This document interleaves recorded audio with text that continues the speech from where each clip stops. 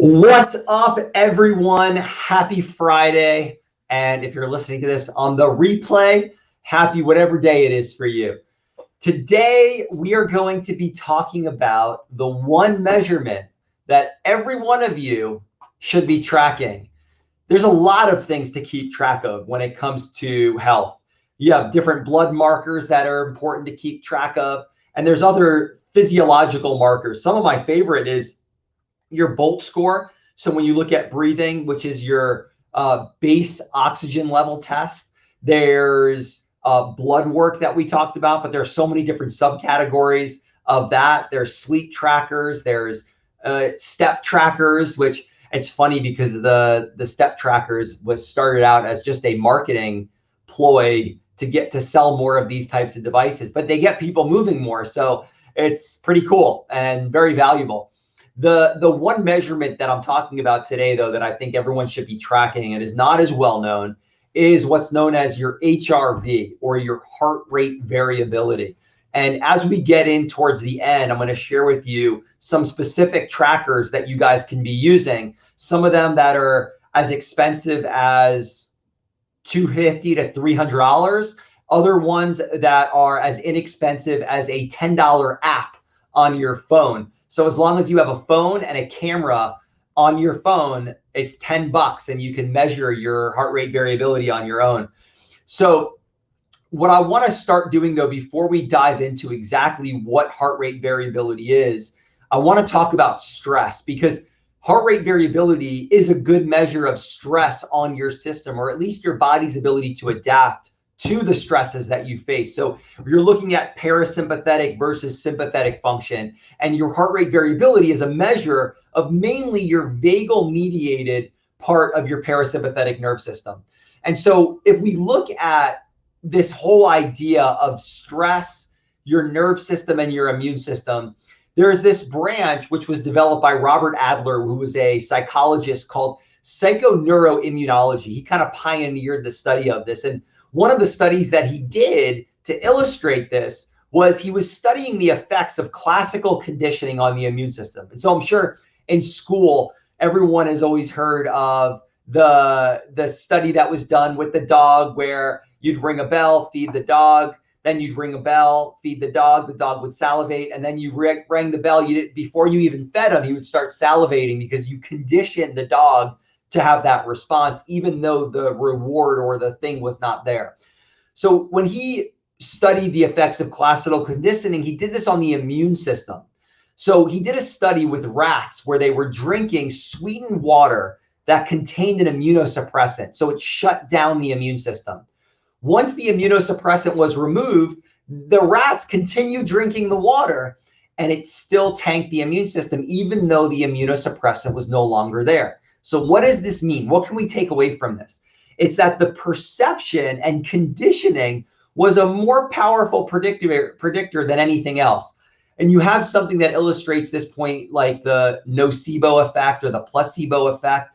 And so you have these things where you realize that the mind and the stress and how we perceive stress has an incredible influence on the immune system and our body's ability to regulate itself.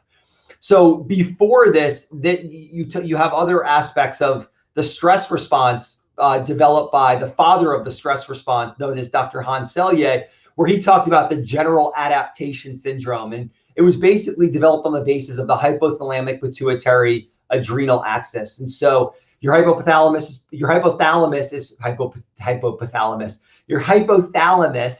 is a part in your brain that sends signals and also can produce hormones, which communicates with the pituitary gland, also there, that releases hormones.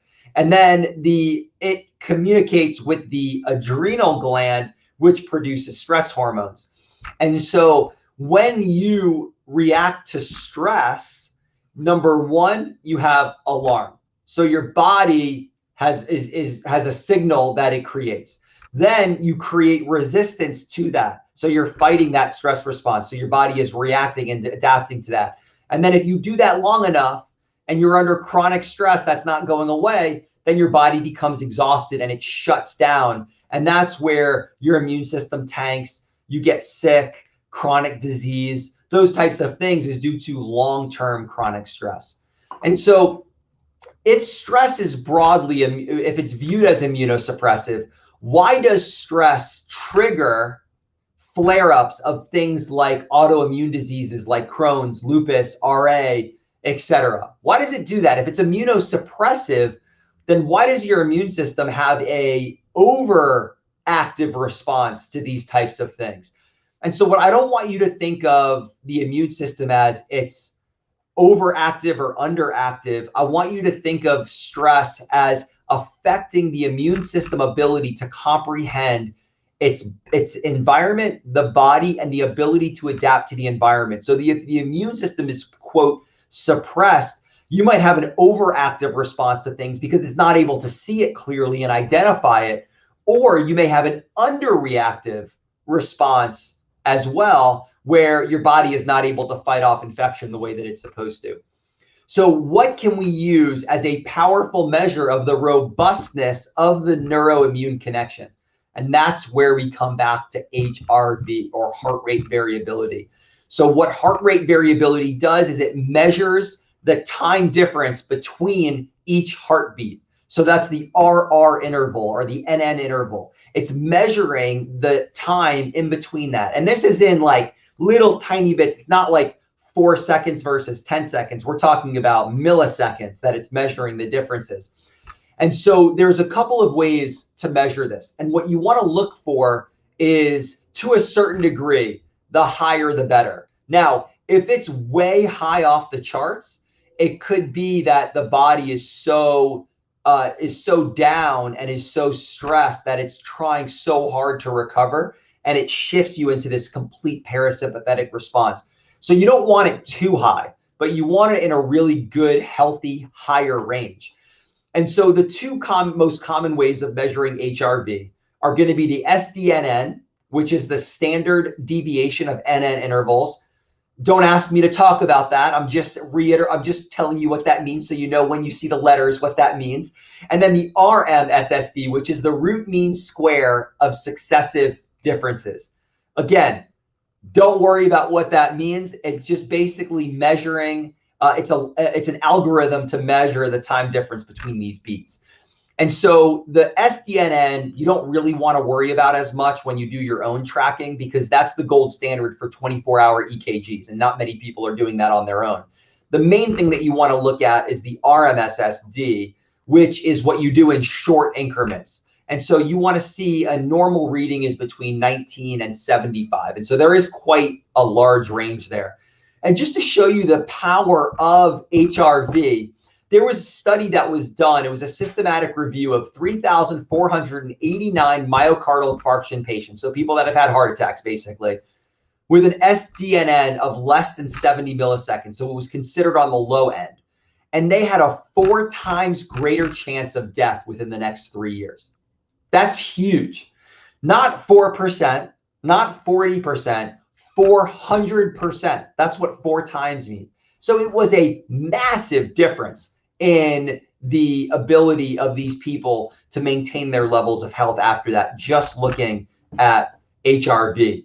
And so I want to put a pause in this for a second, because I really want you guys to understand, when you look at some of these things, these headlines that are in the newspaper or on social media, and it sounds quite significant, it's not always that significant. So let me give you an example. Let's say, for example, you see this cholesterol drug lowers your risk of heart attack by 50%. That's a huge number, and that's a huge claim. And it might be true, but it needs to be put in perspective. So let me give you an example about what I'm talking about with this. Let's say you have 10,000 people in this study, and you have, let's say 4 of them that don't take the medication have a heart attack, and 2 of them that take the medication have a heart attack. So that's a 50% reduction in the risk of heart attack from the people that took the medication to the people that didn't take the medication who suffered from a heart attack. Sounds pretty impressive. But when you look at it, it was only 2 people out of 10,000. So if we do that, what's that in percentage? 0.02% difference in the absolute difference. The relative difference was 50%. The absolute difference was 0.02%, which is pretty much statistically insignificant.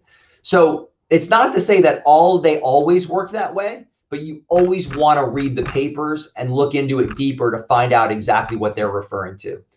The other thing is progressive chronic illness is heavily driven by chronic and persistent inflammation.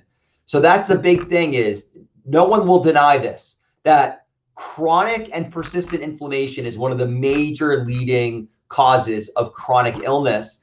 And HRV is a great measure of that chronic inflammation. It's the anticholinergic inflammatory response, or that pathway, that it's a powerful measure of. So you really want to look at your HRV. It's a great predictor of overall inflammation. Now that we got this far, let's talk about how do we measure it. So some of the best things that I've found to measure it is what I wear is called the Whoop strap, and you wear it 24 hours a day, and it measures it.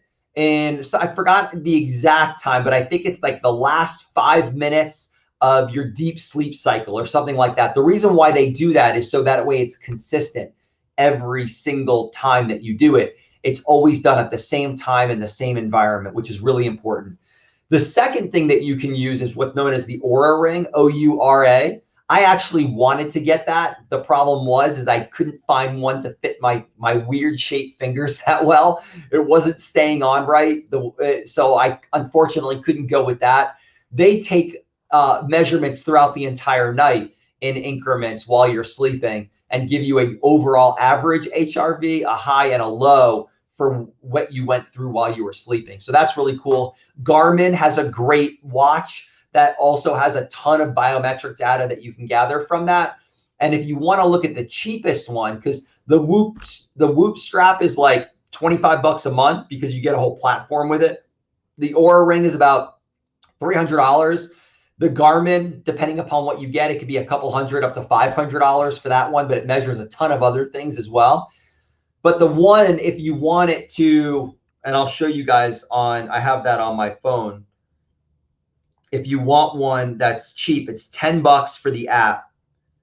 And if you look at it right here, that right there, I know it's hard to see the exact thing, but that's HRV 4 training. So the number 4. So HRV, the number 4 training, you can download that. All you do is you hold your finger right up to the camera. The thing you have to make sure that you do is you don't want to measure it, first thing in the morning one day, the afternoon another day, at night another day, before you work out one day, after you work out another day. You want consistency. So the best time to do it is you wake up, before you even get out of bed, you just do it. It takes a 1-minute reading. So you do it first thing in the morning, right when you wake up, and then you can get a tracking of that. And you'll see how when you drink alcohol the night before, it's going to tank your HRV. A good night's sleep, you'll have a higher HRV. Worse night's sleep, you'll have a better night's sleep, you'll have a higher HRV. Worse night's sleep, you'll have a lower HRV. And so it's a really cool thing to measure and track. And then you can base what you're going to be doing for your workouts and stuff based on how your body is responding to that. So what are some things that you can do to influence? I just talked about it. Some of the things that you should avoid are every day doing hardcore strenuous workouts, caffeine later on in the afternoon, alcohol in the evening, unhealthy food. All of those things will tank your HRV. So what are some things that you can do to raise your HRV? Number 1, getting great night's sleep. And this isn't in the order of its importance, but they're all important. Number 1, getting really good quality sleep and getting enough of it. Number 2, doing breath work. So nasal breathing, keeping your mouth shut while you breathe, and doing nice, slow, deep diaphragmatic breaths.